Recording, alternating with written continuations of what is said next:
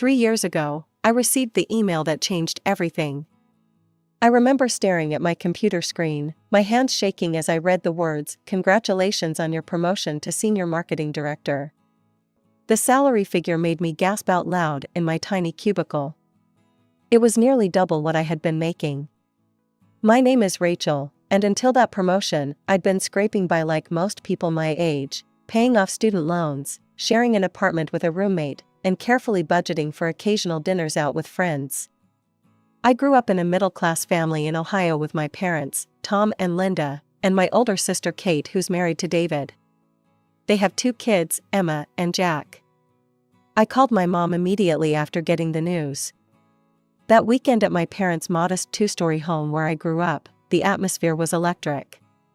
Kate and David were already there when I arrived, their kids running around the backyard. Over Mom's homemade lasagna and garlic bread, we talked about my new role and the projects I'd be handling. My family seemed genuinely happy for me, and it felt good. Really good. "You know," my mom said, refilling everyone's wine glasses, "I've been thinking about hosting a proper Thanksgiving this year. Not just us, but inviting your Uncle Jim and Aunt Barbara too. Maybe even Cousin Steve and his family." "That sounds great, Mom," I said, taking a sip of wine. "The only thing is," she continued, her voice taking on a slightly hesitant tone, "with all the extra people, I wanted to make something special. That prime rib recipe I saw in my cooking magazine. But it's pretty expensive, and with the special cheeses for the appetizers." She didn't finish the sentence, but she didn't need to. I immediately understood what she was getting at. "How much do you need?" I asked. "Oh, just about $250 should cover the extra special ingredients," she said, looking relieved that I had caught on so quickly. "No problem," I said, feeling a small glow of pride that I could help make the family gathering special. "I'll transfer it to you tomorrow." The Thanksgiving dinner was a hit. My mom received compliments from everyone on the prime rib and the fancy cheese board. Christmas came next, and my mom called again. "Rachel, honey, I want to do something special for Christmas dinner this year. I found these amazing recipes." This time it was $300, I didn't hesitate. For Easter, it was $350 for a special ham and artisanal chocolates for the kids. By the 4th of July, my mom was planning a backyard barbecue for the extended family and some neighbors. By Thanksgiving that year, something had shifted. My mom didn't call to ask anymore. Instead, I received a text message. "Hi honey, planning Thanksgiving dinner. Need $800 transferred by Friday, love you." I paused when I saw the amount, but then shrugged and made the transfer. At the dinner, I noticed something else new. The food wasn't all homemade anymore. There were gourmet dishes from a local restaurant mixed in with my mom's cooking. "Mom, these appetizers are amazing. New recipe?" I asked, knowing full well they weren't homemade. "Oh, I ordered those from that new place downtown. Nobody has time to make everything from scratch anymore," she said with a wave of her hand. "Besides, they do it better than I ever could." As winter turned to spring and then summer again, my parents' gatherings grew more elaborate.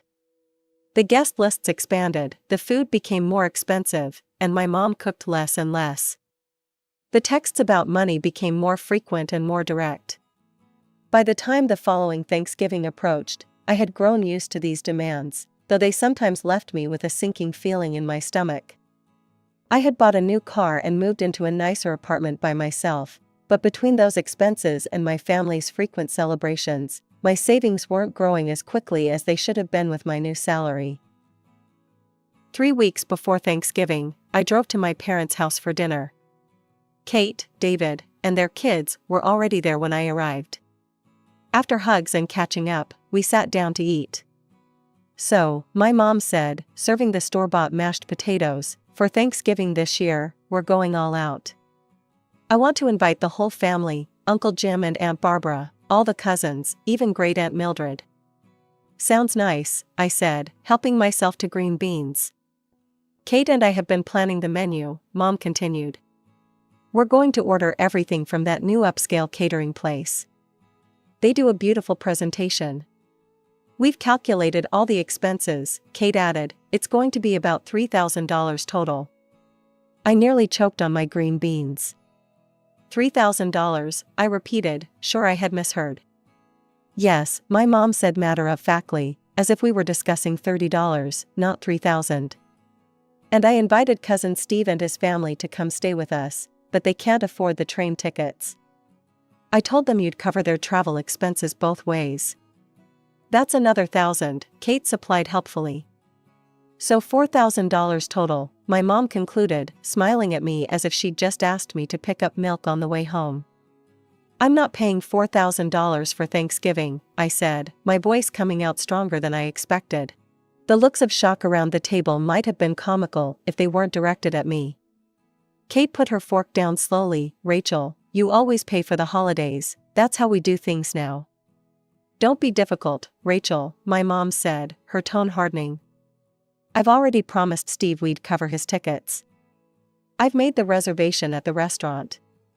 That's not my problem, I said, feeling anger bubble up inside me. You should have asked me before making promises with my money. You're being selfish, my dad interjected, after everything we've done for you. Selfish? I repeated, my voice rising. Is that what I am to this family now? A walking ATM? Not a daughter or a sister, just someone to foot the bill for your parties? How dare you, my mom gasped, we're family. Are we? I shot back. Because family members don't treat each other like this. Family members don't make financial demands without so much as a please or thank you. That's not true, my mom protested, but her face had turned red. Isn't it? I challenged.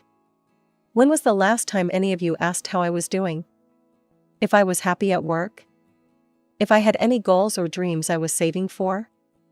You only call when you need money.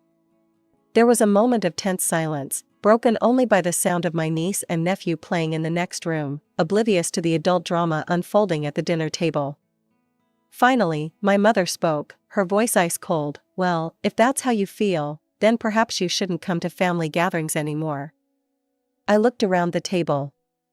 My dad was staring at his plate. Kate was nodding in agreement with Mom. David looked uncomfortable, but said nothing. Fine, I said, throwing my napkin onto the table and standing up. If that's what you want. As I drove home to my apartment, tears blurred my vision. I kept thinking they would call, that they would realize how absurd this whole situation was. They were my family. Surely they wouldn't really cut me off just because I refused to pay for an extravagant party? But as the days passed and my phone remained silent, a sinking feeling grew in my stomach. Thanksgiving was approaching, and it was becoming clear that they had meant what they said. I wasn't invited. I had been excommunicated from my own family over money. Thanksgiving arrived with a chill in the air and an emptiness in my apartment. I kept checking my phone, expecting someone to call with a last-minute invitation. Nothing came. Around 4 p.m., my phone pinged. It was a notification from Instagram. I opened the app and froze when I saw my sister's post at the top of my feed. There they all were, my parents, Kate, David, the kids, Uncle Jim, Aunt Barbara, Cousin Steve and his family, gathered around my mother's dining table. The spread was noticeably less extravagant than previous years. Store-bought pies instead of gourmet desserts. Regular turkey instead of fancy catering. They'd clearly scaled back without my financial contribution. What really stung was my mother's caption, "So thankful to spend this special day with those who truly value family." I stared at those words for a long time, the implied accusation clear as day. According to my mother, I didn't value family. I was the villain in her story. The next day, my phone started ringing repeatedly. First Uncle Jim, then Aunt Barbara, then Cousin Steve. "Rachel, honey, we missed you yesterday," Uncle Jim said. "Everything okay?" "I was just busy with work," I lied, not wanting to drag them into the family drama. End-of-year projects, you know how it is. Similar conversations played out with the other relatives. I stuck to my story about work commitments, refusing to throw my parents and sister under the bus even though they had effectively disowned me for refusing to bankroll their parties. As December rolled in, the city transformed into a winter wonderland. Surely they wouldn't extend this freeze out through Christmas? On December 15th, I went shopping for Christmas gifts. For my dad, a high-quality fishing rod he'd been eyeing. For my mom, a beautiful cashmere sweater in her favorite shade of blue. For Kate and David, theater tickets. For Emma and Jack, toys I knew they'd love. I wrapped each gift beautifully and sent them by courier on December 23rd, including a card that simply read, "Merry Christmas, love, Rachel." The next day, Christmas Eve, my doorbell rang. It was the same courier service I'd used. "Return delivery for Rachel Wilson," the courier said, handing me my own packages with return to sender labels slapped across them. An hour later, my phone pinged with a message from my mother, "We don't need gifts from a stranger, don't come tomorrow." I spent Christmas Day alone, watching holiday movies and trying not to cry into my microwave dinner. The next few months passed in a blur. January brought a new year, but no reconciliation. February came with Valentine's Day displays that reminded me my family didn't love me anymore, not unless I came with an open checkbook. March thawed the snow, but not the ice between me and my parents. My birthday in April was the next test. The day came and went without a call, text, or card from my parents or sister. Only my extended relatives sent me messages on social media or via text. To distract myself, I threw myself into work and focused on buying my own place. With the money I was no longer spending on my parents' parties, my savings had grown significantly. After viewing numerous properties, I found it, a beautiful 2-bedroom condo with panoramic windows overlooking the city park. It was at the top of my budget and would mean taking on a sizable mortgage, but it was worth it. The day I moved in, I snapped a few photos and posted them to Instagram with the caption, "New chapter, new home. So grateful for this space, that's all mine.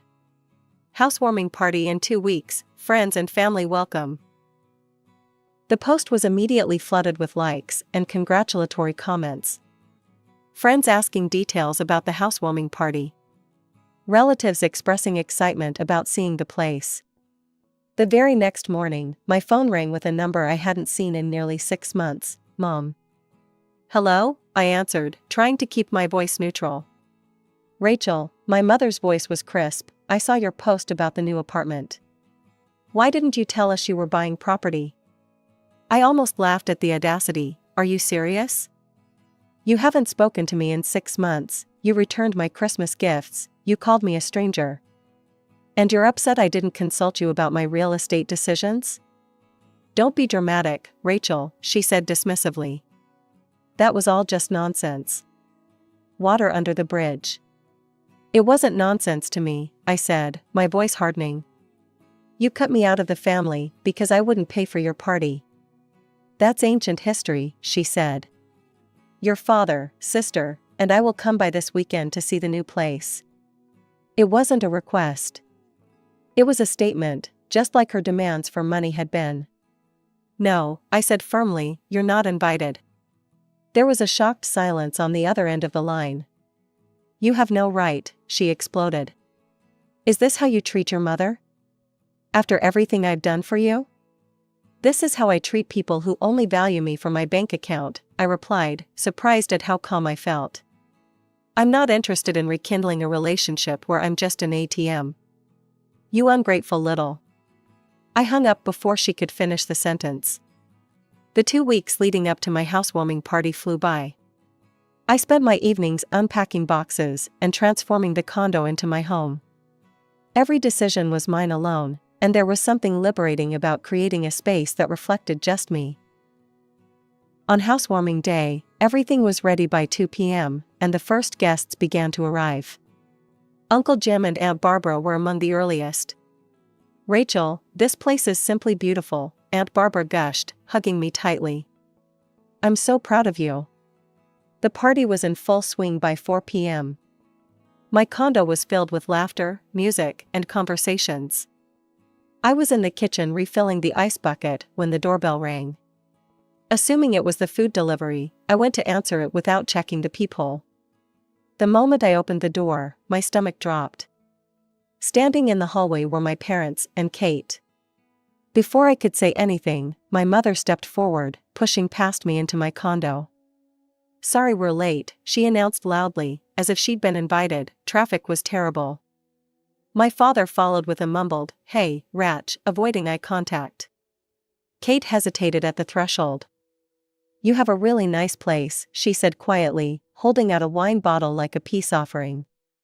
I was too shocked to refuse her entry, so I stepped aside mechanically. They had actually done it, shown up uninvited after I explicitly told them not to come. In the living room, conversations faltered as people noticed the new arrivals. My mother, either oblivious to or deliberately ignoring the tension, sailed into the room with confidence. I decided to take the high road, at least temporarily. It was my housewarming, and I didn't want to ruin it with a family showdown. But my mother had other plans. As I was showing a coworker my closet, I heard her voice rise above the party chatter. And she didn't even invite her own family. Can you believe that? Her own mother. I excused myself and hurried back. My mother was standing in the center, wine glass in hand, addressing the entire party. "Rachel's always been headstrong," she was saying, her voice slurring slightly. "But to shut out her family like this, after everything we've done for her." "Mom," I said sharply, "this isn't the time or place." "When is the time or place?" she demanded. "You won't answer our calls, you won't come to family gatherings. You buy a new home and don't even tell us." The room had gone silent. Every eye was on us. That was it. I'd tried to be civil, but I was done being painted as the villain. "You want to do this here?" "Fine," I raised my voice to address the whole room. "For those of you who've been wondering why I haven't been at family gatherings for the past 6 months, let me explain."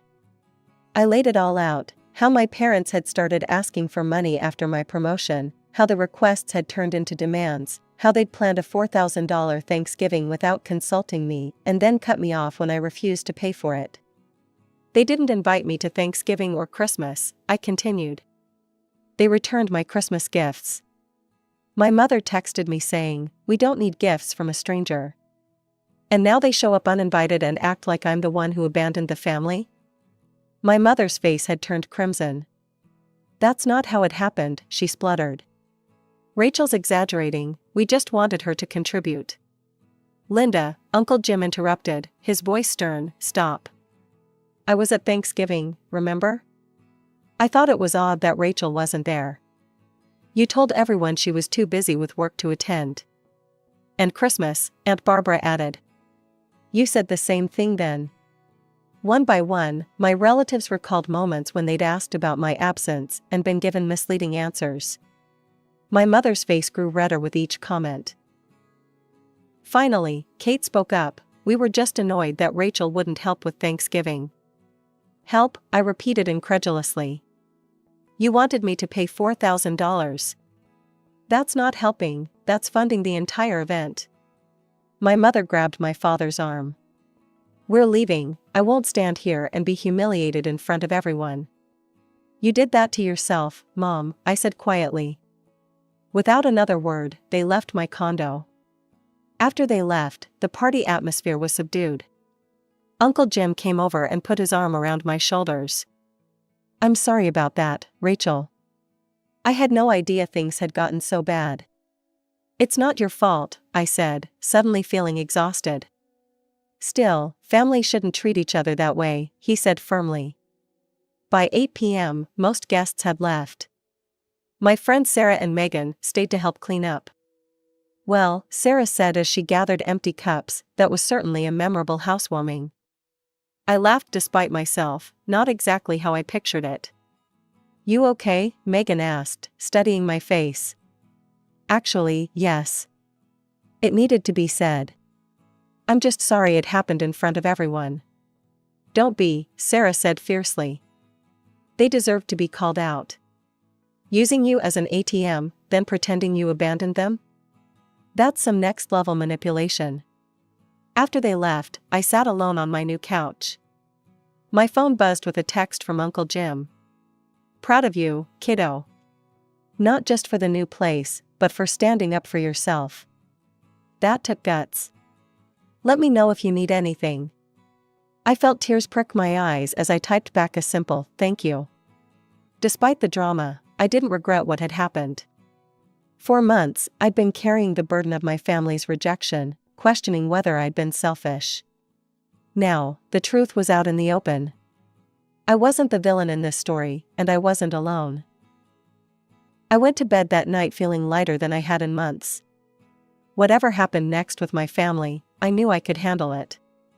I had my friends, my supportive relatives, and most importantly, I had myself. The day after the housewarming party, I woke up to a string of text messages from relatives. Most were supportive. I was making coffee when my phone rang. It was my mother. My finger hovered over the decline button, but curiosity got the better of me. "Hello?" I answered, keeping my voice neutral. "How dare you?" My mother's voice was shrill with anger. "How dare you humiliate us like that in front of everyone? Do you have any idea what you've done to my reputation?" I let out a humorless laugh. "Your reputation? That's what you're worried about?" People are calling me, asking questions, looking at me differently. "Because they know the truth now," I interrupted. "They know you cut me off from the family because I wouldn't bankroll your parties." "That is not what happened," she insisted. "You're twisting everything." "Mom," I said firmly, "I'm not going to argue with you about this." "This is all your fault," she continued as if she hadn't heard me. "If you had just helped with Thanksgiving like you were supposed to." "I'm not having this conversation," I cut in. "I'm not going to keep explaining why it's unreasonable to expect me to pay thousands of dollars for family gatherings without even being consulted first." My mother continued blaming me, her voice growing increasingly agitated. I'd heard enough. "I'm not going to communicate with you, Dad, or Kate until you realize that this was all your fault," I said firmly. "I'm a family member, not your personal ATM." "Rachel." I hung up before she could finish and immediately blocked her number. I did the same with my father's and Kate's numbers, then blocked them on social media too. It was drastic, but necessary. I was done being manipulated and made to feel guilty for standing up for myself. A month has passed since that final conversation. Sometimes I find myself checking my phone, half expecting to see a message from one of them that somehow got through the blocks, an apology, an acknowledgement, anything. But there's nothing. I'm still waiting for them to realize what they've done, to understand that treating me like a walking bank account wasn't okay. I'm waiting for them to see me as a daughter and sister again, not just a source of funding for their social aspirations. In the meantime, life goes on. I've settled into my new condo, making it truly mine with each picture I hang and each plant I nurture. My balcony garden is thriving in the summer sun, giving me fresh herbs for cooking and flowers that brighten my mornings. Work keeps me busy and fulfilled. I've taken on a new marketing campaign that challenges me creatively and has earned me recognition from the company's leadership. The promotion that started all this family drama has turned out to be everything I'd hoped for professionally, even if it created unexpected complications in my personal life. My social calendar stays full. Sarah and I have started taking a weekend hiking trip once a month, exploring trails within a few hours' drive of the city. Megan convinced me to join her book club, which has introduced me to both new literature and new friends. I've even gone on a few dates, nothing serious yet, but fun nonetheless. Uncle Jim and Aunt Barbara have made a point of including me in smaller family gatherings, careful not to invite my parents to the same events. Their support means more than they know, reinforcing that family doesn't have to be toxic or transactional. The pain is still there, especially on quiet evenings when memories surface unbidden. I miss the family I thought I had before my promotion revealed their true priorities. I miss my niece and nephew, who are too young to understand why Aunt Rachel isn't around anymore.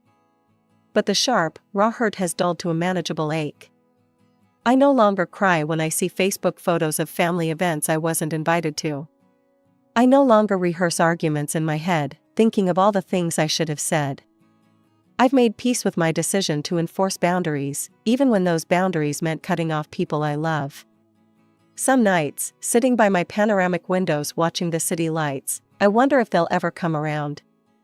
If my mother will ever acknowledge that her behavior was wrong, if my father will ever find the courage to stand up to her, if Kate will ever see past her own self-interest.